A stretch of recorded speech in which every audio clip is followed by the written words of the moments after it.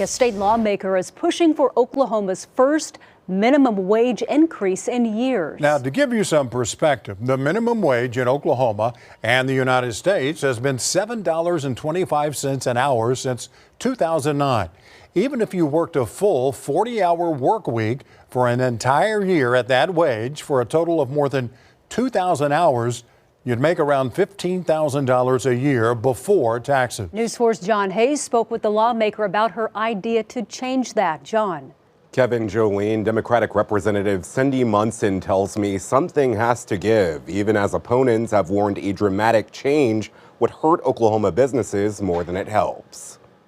We talk a lot about cutting taxes and tax decreases and tax credits, but at the end of the day, the root issue is that we are not raising wages here in Oklahoma. House Democratic Minority Leader Cindy Munson says it's time to rip off the Band-Aid. The minimum wage has not been raised in many years. It's a hot-button issue you've likely gotten used to hearing about. So big, in fact, Oklahomans will be voting on whether or not to raise it next summer in the form of State Question 832. That question proposes gradually raising the wage from $7.25 an hour to $15 an hour by 2029. Munson wants to speed things up, authoring a bill to raise the wage to $16 an hour before the end of this year. A lot of times what I hear is that, people who work minimum wage jobs are teenagers or older people who are getting back into the workforce. And while that may be true, there's actually a good chunk of people who are working additional jobs or who this is their main form of income, is finding a job that pays a minimum wage. The state chamber has been a vocal opponent of raising the wage, saying it would crush working families through price increases on the heels of record inflation.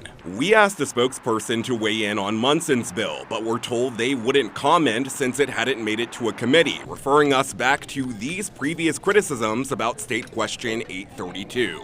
It adds uncertainty to business owners that's unnecessary. That, costs are rising no matter what. Prices are rising no matter what. And so what does it hurt to make sure that I can make a little bit more money so that I can engage in the economy more? I can buy more things.